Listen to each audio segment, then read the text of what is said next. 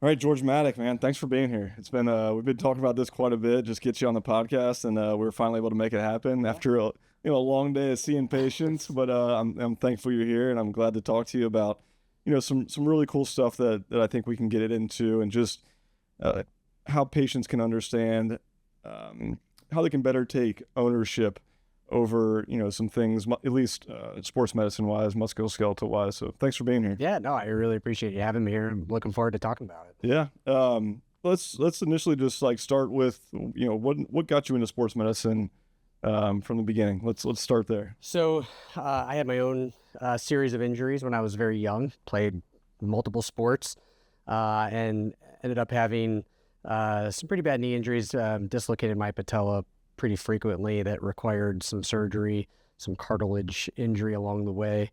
And that happened at a really young age. I was actually probably seventh grade when I had my first surgery, had another one in eighth grade, another one in high school.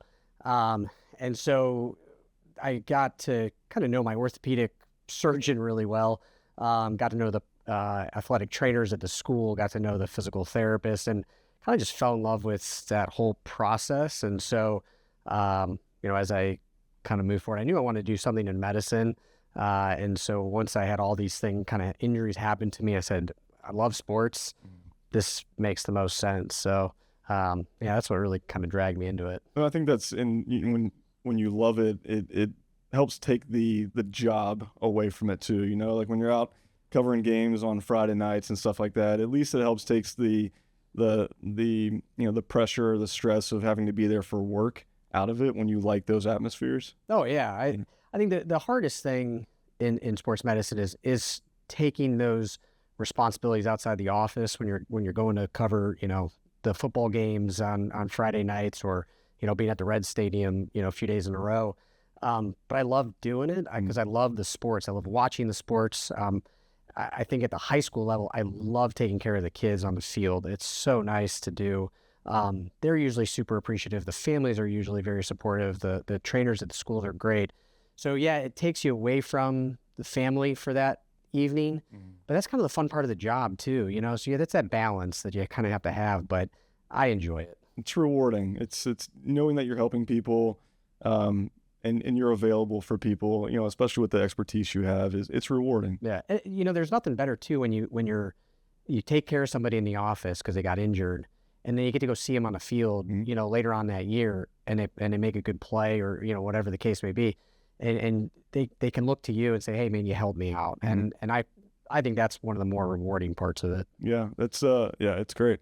You sent me a text, let's see, maybe about a month ago, and we were talking about this in the office, just, about the way patients can look at creating better lifestyles for themselves, how we need to utilize strength training as foundations. And so we were talking about this, and you sent me a text, and it was basically a pyramid of these different ways to create health. I'm gonna bring it up here.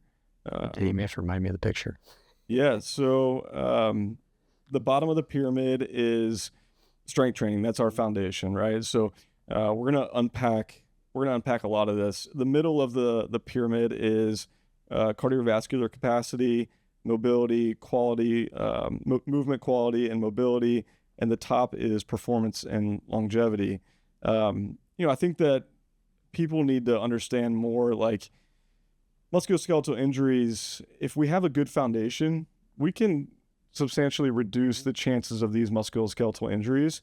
So like from your perspective, strength training, being strong, it changes tissue capacity, right? We're changing the way the muscle interacts with the tendons and the ligaments. How often are you seeing there's this mismatch between load and capacity showing up as injury in your clinic? Yeah, a lot. Yeah. A lot. And I think we talked about it briefly today too, that, the strength training aspect, especially for tendons, they make them stiffer. They're able to tolerate more.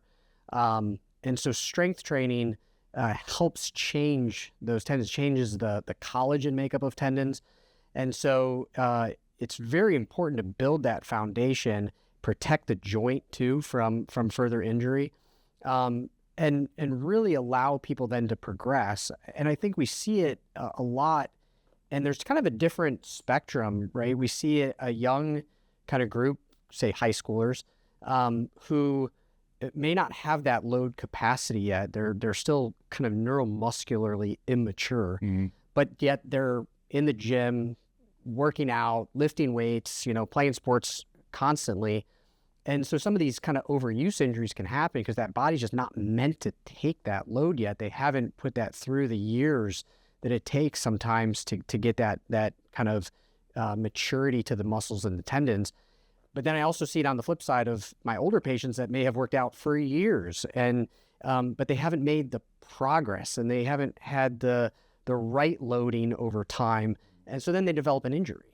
And those types of patients that aren't ready for that, they go out there and they do some type of quick, our weekend warriors do some type of quick movements, but their body isn't ready for that. Right. They haven't loaded it. They haven't loaded those tendons appropriately over time to build that kind of capacity to do those exercises. Yeah, and like you said, we see this all the time. It's overuse, it's overstress. We can think of it, at least the way I like to think of it, is like, what's the workload look like? How much stress are you putting on your body? Does your body have the capability to meet that stress with tissue capacity? So is your strength able to meet the stress you're putting on it? And when that falters, now you live in this zone of potential injury. So, I mean, yeah, you see that with the elderly population. They're obviously, if they're not, involved in regular strength training, if they're not involved in any kind of resistance training, they're going to get weaker, right? And then, when they decide to, go out and play pickleball with their buddies, that increases the workload with lack of tissue capacity, which puts them at a chance for injury. So absolutely. I mean, I think you're going to lose muscle mass as we age, and you lose the hormones that allow us to build muscle mass. You lose fast twitch muscle fibers. So your ability to build that strength starts to dissipate as you get older. It really does. But the more you can do early on in life, it builds that overall kind of capacity for the tissue to change and heal. It keeps those muscles strong so that, when you do start to lose that, you build a good foundation for yourself, right? And so, when you do go out to say, hey, I'm going to play pickleball today, but you really haven't primed those fast twitch muscle fibers to do what they need to do, well, now you lead to an injury, Yeah. And that's part of that performance pyramid is like, how do we create better performance? And the foundation of that is strength. You talked about the tendons, right? There's this huge upside to increasing strength or resistance training for the tendons, right? And how often are you seeing tendinopathies occur? Yeah. Like all the time. It's constant. It's probably massive in your clinic, right? And at least, the way I think of it is, if the tendon is being overloaded because of lack of strength from the muscle, right now that tendon has taken on too much stress, which, over a period of time, if that stress continues to occur, now we're leading to this chronic stress on a tendon, leading to tendinopathy. But the flip side of that is, how do we fix tendinopathy? We load it, right? Yeah.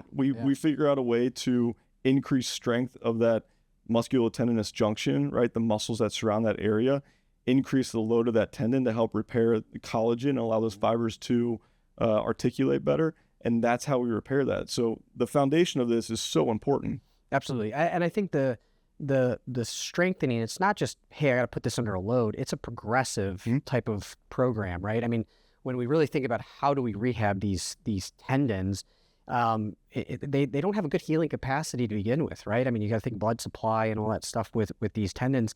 But they love to take a load. I mean, I tell people all the time when people are I talk to my patients about injuries, is tendons are meant to take a load, right? They're meant to do work. And if you're not putting it under this progressive kind of strengthening and loading program, then you just end up with this kind of just neutral tendon health, right? And so then you go do something that's what it's not used to doing, and it just can't take it. Right. And that's how these injuries happen. And that's why they happen over time. Most people that come in are not, hey, all of a sudden my elbow hurt, and I all of a sudden had tennis elbow. It's kind of been a progressive thing.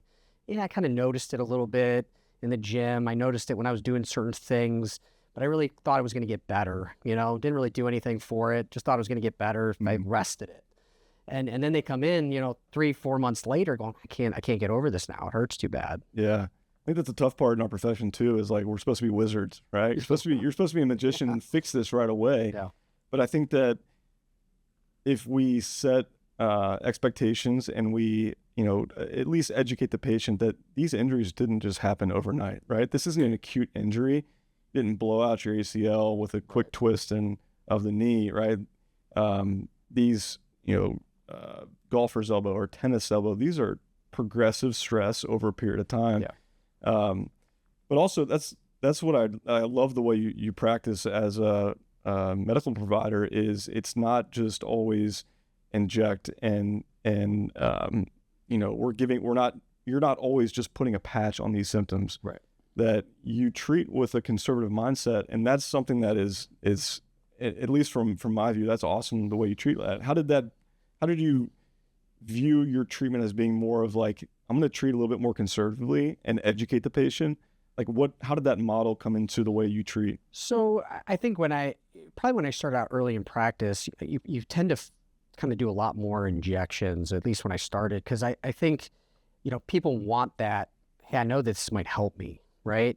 And over time, you realize, man, you read enough studies out there and a lot more kind of data and literature's coming out that, all these steroids that we do are probably not as beneficial as, we may have once thought, or just, hey, it may give you some quick relief, but we need to think long term. And I think for me, the long-term care is going to be the key, right? Is how can I not only help your pain right now, but keep it that way? And so, yeah, sometimes it is talking about, hey, this is a quick fix, but you may be back. And here's some other options that maybe look long-term. It may take a little longer, but that's really what this needs. That's what the tendon needs. That's what the muscle needs, the joint. So it's really trying to educate the patient to say, hey, I know you're going to hurt right now. We can help a little bit with pain, but we need to think long term. And these are the kind of steps that we need to take to do so. And that's where you got to have some buy-in. I really like to draw out. I use my table paper all the time in the clinic as my drawing board. But I usually like to draw out what does tendons look like in terms of healing. And if you have an injury to a tendon, what's going to happen? You're going to have an acute inflammatory response that occurs, right? And that's going to last a certain amount of weeks. That's where you're going to be probably the most painful. And then it undergoes kind of a reparative process. But that could take a couple months for it to go under a reparative process. And what's happening during that reparative phase is that the tissue is kind of getting laid down in a very jumbled way. It's just trying to get things there to heal. It's getting different collagens there to heal. And then it goes through a remodeling phase. Well, that remodeling phase for some tendons can take 12 to 18 months. And so that's a long time for someone to be like, well, I'm not going to be ready to go for that long.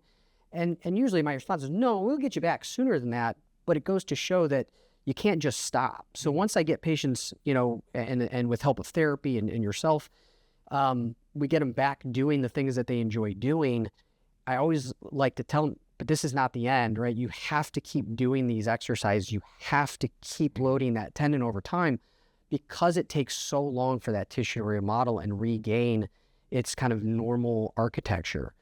And then after that, it's, all right, now what can we do to prevent this from happening again? And that's where it gets back to that kind of strengthening portion and load capacity and what are we doing with it long term. Yeah, and sometimes, like, especially with the, athletic community or sports community, a short-term fix isn't a bad thing, right? Like, if you need a player, if you have a senior who's playing in a state championship game, 4 days from now, and, he's played all season, he needs a quick fix to get him through that game. Yeah. Not a bad thing, right? If it's something that it's, a one-off or two-off maybe to help him get through, like that's where you come in largely, right? But also, like I said, the great thing that you do is you're educating these patients on how do we fix this long-term. We're not just looking for a short-term fix, which, if we are only providing short-term fixes, the reality that it's going to come back is probably highly likely. Yeah. So, that's what, I appreciate so much about the way that you treat. And, we go down a whole rabbit hole of like pain and how our brain reacts to pain. Sometimes I think pain, we are so fearful of pain, right? But pain is just an alarm that's letting our brain know that there's just something going on there, right? It's an alarm, but the cool thing about your brain is like it notices that alarm and it knows like, hey, I need to send more stuff that way. So if we're immediately always just trying to mask that pain, we're not doing that condition the service that it needs to help fully relieve those symptoms. Yeah, and I want to just make another kind of go back to your point about getting those athletes. Sometimes we got to get them back quickly, and we got to try to do what we need to do. And I tell the parents a lot too when we have those conversations is my role and what I love to do as a sports medicine provider is I want to get your kid back as quickly as possible. Mm-hmm. That's my job. I don't want to see them sit out any longer than they have to, right? But at the same time, I have to do it safely, right? My goal is to do it safely. And so if there's ways to get them back quickly, but safely, we're going to do it. And we're going to try our darndest to get you back on the field, right? And it's the same thing with our older patients too. They've got things that they are training for, like yourself, we're training for things. And so we may need to get back quickly and as long as we can do it safely and it makes sense, then we need to try that. But again, then we need to take those next steps afterwards. Okay, great, you got through your season. What do we do now in the long term? What do we do in the off season to make sure that this doesn't come back on us again, right? So I think that's really important. And to your pain point, I think it's, there's that's a hard discussion to have, because nobody wants to be in pain, right? Nobody likes to be in pain. But unfortunately, that sometimes there is a baseline there of how much are you willing to tolerate. And, there was a study out that looked at knee arthritis and specifically kind of looking at patellofemoral joint. We see that a lot. And that's a really painful, area of the knee that really people can be debilitated if they started having patellofemoral pain. But yet the treatment is physical therapy. It's working that joint. It's loading it. It's doing different things around that joint, strengthening other muscle groups. But they looked at people that stopped because they were in pain versus those that pushed through it. And those that pushed through it long-term had better outcomes, right? And so I think that just goes to show that, yes, there's a level of pain that sometimes we need to go through. But again, I think under the right guidance, it's important. Yeah, definitely. That's the forefront of medicine is like, and what you were saying is how do we get somebody back to what they want to do as quick as possible, but as safe as possible? It's being just ethical with the way you're treating your patients is, now there's so much, there's so many people that are striving to get an ACL back in, 6 to 8 months, right? So is that right? I'm not sure, right? Is it, are you doing the service to the athlete to try to push that as quick as possible? I don't know, but it's something to think about, right? How are we doing it? How are we doing it safely? How are we doing it ethically?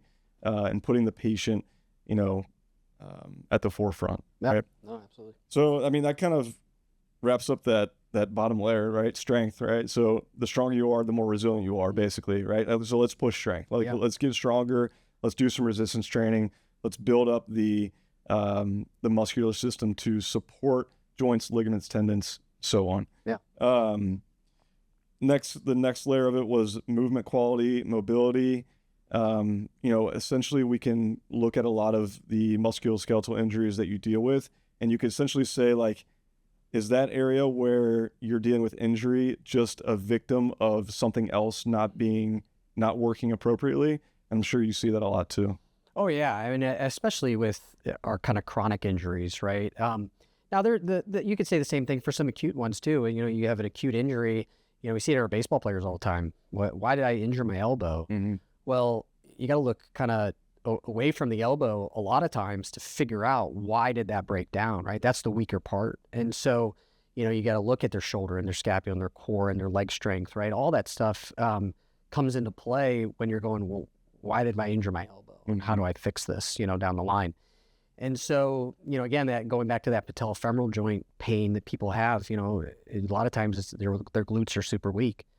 I do a lot of just simple thing in the office of having somebody do a single leg squat. And it's amazing the instability somebody has to try to balance on one leg. And, some people say I got bad balance, and I say, no, I think it's more of a weakness. And not to say that in a mean way, but to say that we can work on that, right? We can work on your core engagement. We can work on your glute strength. We can work on getting your quad engaged better. And that's all a downstream effect that then plays a role in your knee. And then looking at your foot, are you overpronating? Is that putting you at an abnormal angle there? And so, yeah, you've got to look away from always that just, hey, this is the site of injury. This is why it got hurt. If you really want to fix the underlying problem, there's some aspects. Hey, you just had an acute injury, man. It stinks. It's, it is what it is. We'll help you fix it. But, some of those chronic injuries, you got to look away from, where their pain is. Yeah. I mean, I think you hit right on the head. I think you zone out from where that pain is. You kind of look at it globally and say, what upstream could be causing this downstream effect, right? And for me, I tend to try to break it down super easy and just say that, the body is just an alternating pathway of stability to mobility. So you could start with like the hip. The hip is very mobile. The knee is very stable. The ankle is very mobile. The foot is very stable. If you throw off that pattern, right? If you lose mobility in your hip, if you lose mobility in your ankle, are you overstressing the knee, right? So that, for me, it kind of breaks it down easily. If we're dealing with an elbow issue, are we lack of mobility in the shoulder, right? Is that causing you to try to gain more movement out of the elbow? If we're looking at, tennis players who are having tennis elbow, right? If they're having too much stress in their elbow, is it because their shoulder they're not able to get into internal rotation of their shoulder, so they're trying to do too much from their elbow? So for me, that's just an easy way that I can break it down and I think it also helps the patient be like, oh, that kind of makes sense. Is the pattern thrown off? How do we help the areas above and below of where that injury is occurring? How do we help treat those areas in combination with reducing pain in that same area? And so, 100%. Yeah, 100%. That's just this kind of the simple way that I break it down. I think that kind of hits that mobility area. Yeah, and I think so many, there's a lot of injuries that happen because you have too much mobility when you need stability, or you've got too much stiffness when you need the mobility, right? And so I think that balance of figuring out what do we need in this particular instance, and I think that's important. But like when I talk to patients and I kind of make this pyramid for them, that strength is that foundation. I look at that kind of mobility as a big part of that pyramid, side piece there to be able to kind of give that structure some support. The mobility piece can look in different ways for different people. And, I throw in, things like yoga and Pilates and stretching and that type of thing, right? Core strengthening, I kind of throw in there in that mix, right? Because that's all important for stability, and mobility. You need a combination of those two. You can't just have one and not have the other, right? There's a balance there depending on what you're trying to achieve. For sure. And everybody's different on what sport you're playing, what you're trying to, do. That looks different. Definitely. And the requirements of that sport draw on the needs of, what you're placing in your body. The next portion of that goes kind of parallel to or perpendicular to the mobility is the cardiovascular capacity. And so this is actually really cool. I think it's pretty cool. It's like, how are we utilizing cardiovascular output to help reduce musculoskeletal irritation, right? So like,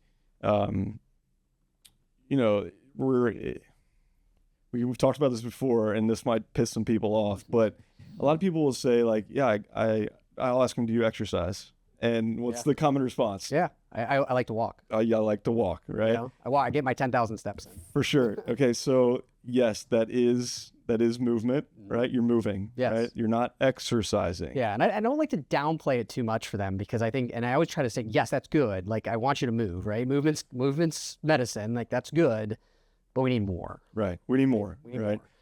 How does the cardiovascular output or capacity help with, musculoskeletal irritation? So I think, and you kind of had mentioned before when we had conversations of what does that kind of zone 2 look like, right? That ability to have some cardiovascular capacity of getting your heart rate up, but having a conversation with somebody, right? And it looks different for everybody. Their zone 2 is different. Right? Everybody's cardiac zones are a little different depending on how they are physically. But I think that's an important thing to look at is can I do things at a sustained and elevated heart rate for a period of time and not be completely and absolutely winded, right? I can have a conversation. I can do this for a prolonged period of time. That I think is really important. Now, I talk to people a lot about that, not just from a muscle, an exercise standpoint. I think in my clinic, it ends up being framed more in that, cardio is good, but we still need that strength piece, right? Mm-hmm. They like to, well, I walk, I ride a bike, I may swim, but yet they're still having breakdowns in areas because they haven't worked on that foundation yet. They're so focused on cardio. And I try to tell them all the time, cardio is cardio. It's meant for cardiovascular health, right? Which is super important, which is why it's another foundation for my when I think about kind of my pyramid that I make is that's why it's so important, because it's for cardiovascular health. Now, if you can add that to your other kind of strengthening piece, that's where you get the best benefit. Right. And I mean, you've done endurance events, like, what it takes to have that cardiac output for a sustained period of time. But you can also see how the breakdown can happen if you don't have the underlying strength piece, right? So you're, like you said, those two go hand in hand. If we're looking at that performance pyramid, right, you need good strength. You need that foundation to be able to handle the stress of living in, being a long distance runner, right? And how many runners do you see that usually come in saying, I've been dealing with this, and you ask them, well, have you been strength training? Probably not, right? No. And they just haven't taken it to the level they need to take it to support what they're doing. And I think, from what I look at from a cardio standpoint is people like to do purely just, I want to run or I want to bike or I want to, the things that you normally think about from a cardio standpoint, right? Mm-hmm. When you say I'm going to work cardio wise. But what you don't realize is if you lift heavy in the gym, your heart rate is going to spike, mm-hmm. right? And depending on how much rest you give yourself in between sets and how many reps you're doing, right? You can have a pretty high heart rate for a pretty sustained period of time while you're in the gym strength training. Mm-hmm. So you can actually get a lot of cardio that way, in addition to then what you're doing, what you normally think of. I'm walking, I'm running, I'm biking type of thing, right? And so I think that's where you're like, you can kill two birds with one stone if you do some strength training. Right. And, I think that in that pyramid, a subset of that is zone 2 training, also VO2 max training, right? So like, I think of zone 2 training, that's like your floor, right? So for cardiovascular health, like you want to be able to tolerate zone 2 training, but we've also at times, we've got to push VO2 max a little bit, right? Like you want performance out of your cardiovascular system. But also the really cool thing is like when people come in and, if they're dealing with pain, but they're able to move, I tell them like, let's get your heart rate up. Yeah. Like, let's go do something, if they're dealing with, some type of, maybe on the moderate side or minimal side of like, nerve impingement coming from the neck, I'll say like, just go out and go for a walk, try to get your heart rate spiked a little bit higher, right? Do it sustained, because what's really cool is, once again, your brain understands that pain response. But when we increase our heart rate and we increase that blood pump throughout our body, it's going to continue to send more of those nutrients of recovery and health, or recovery response to that area to help with the health of it. So, and the neuro system, is super important in that recovery, right? So, yeah, very good. Let's see here. What else we got? What else was in that pyramid? We had recovery, diet recovery, mm-hmm. sleep. Mm-hmm. I mean, all those things. Once again, like, you've got to have good nutrition. Mm-hmm. All right, you've got to have good sleep. Yeah, if you can't outperform a bad night's sleep repetitively. No. Right, you might have a couple outliers here and there, but sleep is so important. Yeah. So you want to elaborate on it? Yeah, I mean, I think my pyramid I sent to you is a little bit more elaborate, but the ones that I draw for my patients, it's literally like strength, mobility, cardio, but then in the middle of that is diet, mm-hmm. right? And the adage of, you cannot train a bad diet, right? It's It's so true. So when people come in about, hey, I can't lose weight, I need to exercise, but my knee hurts, so I can't, exercise. Like, well, what's your diet look like, right? Let's start there, And so yeah, and part of that is it's sleep, it's the rest that we need. All that is important. And for my younger athletes, I can't emphasize that enough because they're strength training, they're doing their cardio, they're doing all of their mobility stuff, right? But then, they don't like the rest, it's like, we gotta push that, or we gotta push the diet. Or the diet is so shitty it's that it's so throwing bad. everything Oh, off. it's so bad. And, I talk to patients all the time, especially my high school ones. I recommend, sports nutrition a lot. And, they kind of, some people look at me like I'm crazy, like, what do you mean? Like, my kid eats a ton. Yeah, but are they eating the right stuff? Are they eating it at the right time? Are they eating the right things during their recovery period versus their performance period? That's going to change for them. And I see it a lot in our runners because, we do a lot of, when I see my endurance athletes and they're having stress injuries and we start talking about diet and how important that is. It's amazing if you can get the right calories in and the right nutrition, how that performance changes. And I think getting that at an early age is so important because that's what they're going to have that the rest of your life, And if you can start it now and build that habit now, it's only going to be easier as they get older. Especially for people who are dealing with like low-grade inflammation, just chronic low-grade inflammation. Like, I feel like that is always a good first step, is like evaluate what you're eating, right? Are you eating high processed foods that are just circulating inflammation throughout your body? Like, cut that out first. Like, get rid of it. If you want to feel better, take ownership over your health and start feeding your body better things that are healthier. It's like, I always like the analogy of like, you have a Ferrari, you're going to put the best gas in that Ferrari. Yeah. Treat your body the same way. Absolutely. Your body, this is your only chance, right? So treat your body the way that you would treat your most valued possession, right? Because it is your most valued possession. It's a lifestyle change for people. Yeah. And I think that's the hardest part is making those changes. And, again, I can only tell you what I'm hearing in clinics, and I don't have time. I don't have time.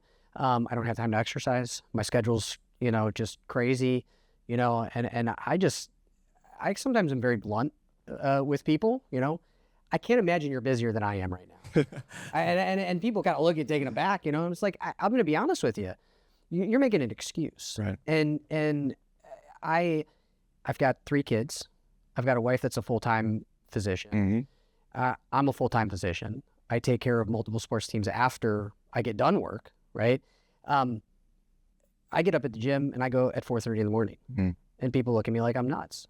But that's the only way that it works for me, right? Everybody's gonna be different. You're gonna have your own schedule. They're gonna have, but for me, that was the only time where I didn't disrupt anybody else's part of the day except my own. Was I had to get up and make that change and make that decision to go and say, hey, I'm gonna do something healthy today.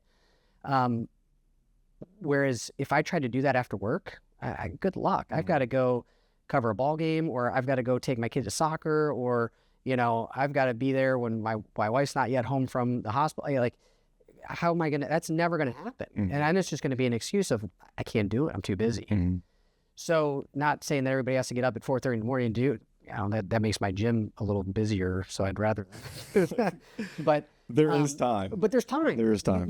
But again, you have to figure out and find what works, right? And it's going to be different for everybody. My life is not your life, and so on. But you've got to find and make the time that works for you. And I think part of that too is you got to have people around you that are willing to allow that time to occur and support that lifestyle. Absolutely. And like you said, that's a priority to you, right? Like getting up and understanding that your health is a priority for 1, your family, 2, your clinic, right? Like, you can't say those things if you aren't in the shape that you're in. It's hard for you to say those things and make it a point if you're not in the shape that you're in, because you definitely take that as a priority and you make time for it. So you're allowed to tell your patients, you have time to do this. I have time to do this. You have time to do it too.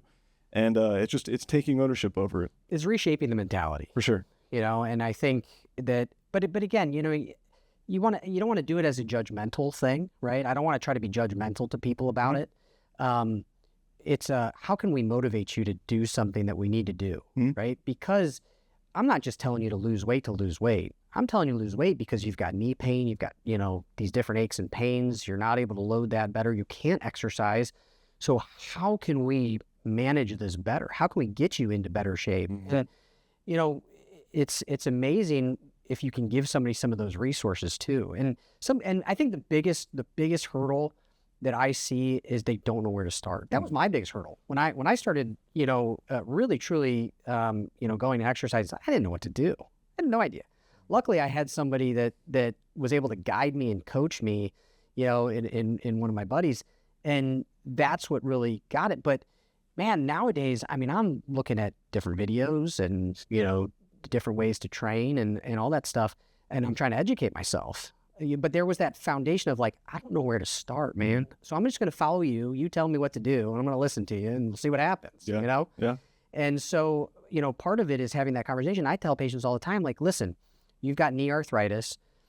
You have, your BMI is this. You've got 30 minutes for your day, right? You belong to a gym, right? Or you have a home exercise equipment at home. So you put all this in. I said, utilize AI. And people are, I've never done that.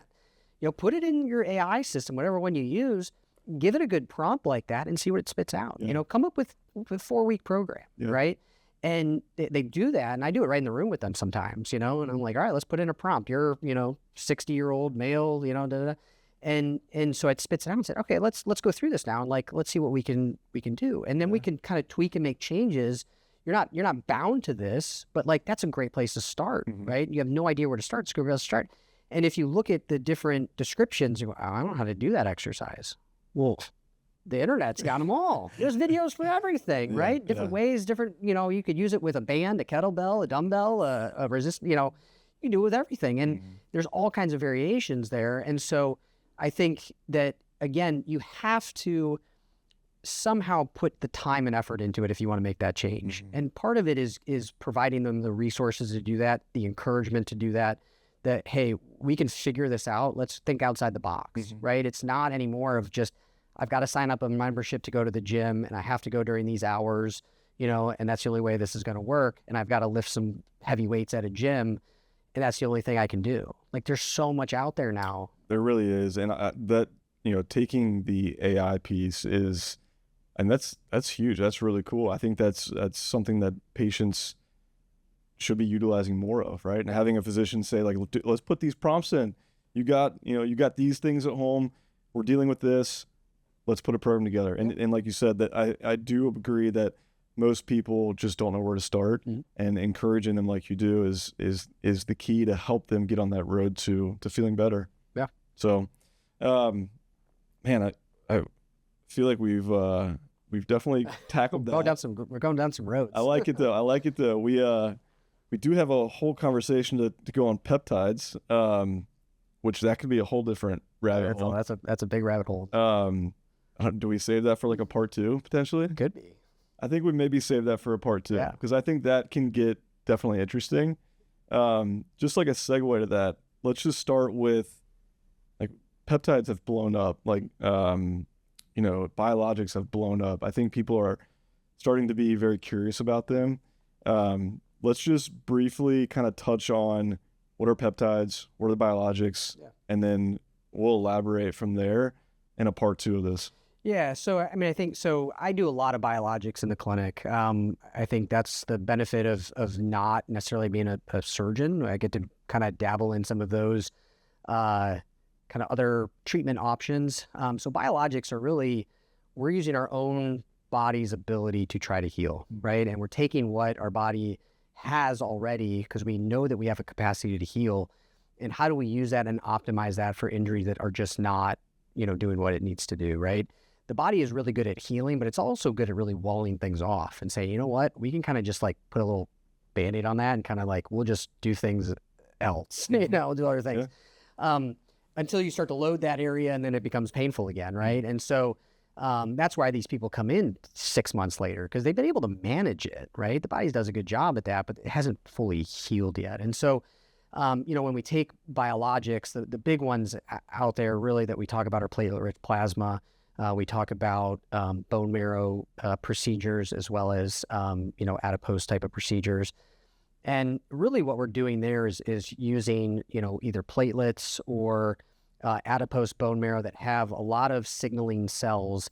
And really what our goal is with biologics is to try to set in motion and provide the right cells, provide the right signaling for those cells to then allow the body to come in and heal, right?